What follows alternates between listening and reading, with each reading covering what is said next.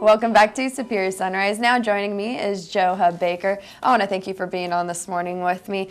Things are busy around here down in the stockyards, but in Fort Worth in particular, and you're gearing up for next weekend for Red Steagle Weekend. It's a big event around here. It attracts so many people, and people really look forward to this weekend. I know it's not just locals that look forward to it, but people travel in for this weekend. Tell us all about it and what makes it so special.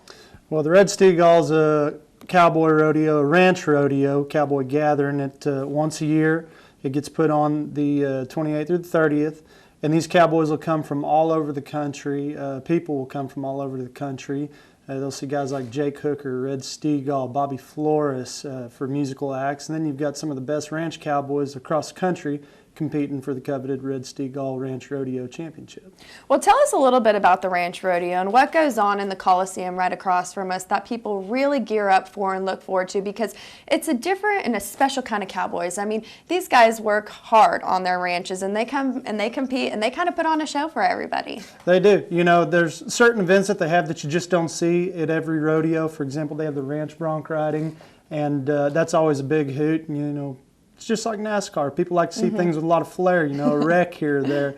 The bronc riding, the wild cow milking is always a great draw, as well as all the other events as well. And you see world-class horses, world-class horsemen, and world-class cowboys that do it every day, you know, and that's a thing. It's a little bit more relatable to these people because they tend to understand the guys that are out there doing it every day. Well, and I think everybody really appreciates that. They come in and they do. It's not that they're just putting on a performance or a show. They're doing what they do, like you said, every day, and people really are drawn to that. People really love to watch it.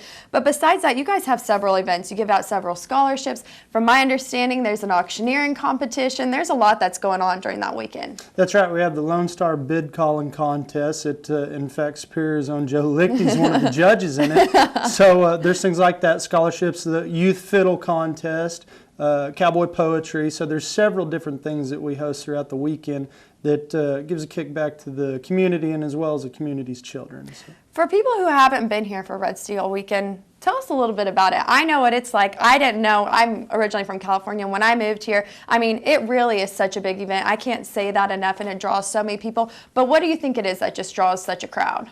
Well, I think it's once a year that these people get to dress up. You know, it tends to be one of the first weekends where we get the colder weather and everyone busts out their good-looking felt hats and they're going to tuck their boots in, and it's weekend to start it off and get punchy for the winter. And everyone loves being a cowboy, and everyone's on the right frame of mind. Everyone's looking through the world in the same set of eyes, and it's really cool to see everyone there for the same reason, to have a good time, support Western culture, and in turn it also supports the youth that will also prolong that to the next generation.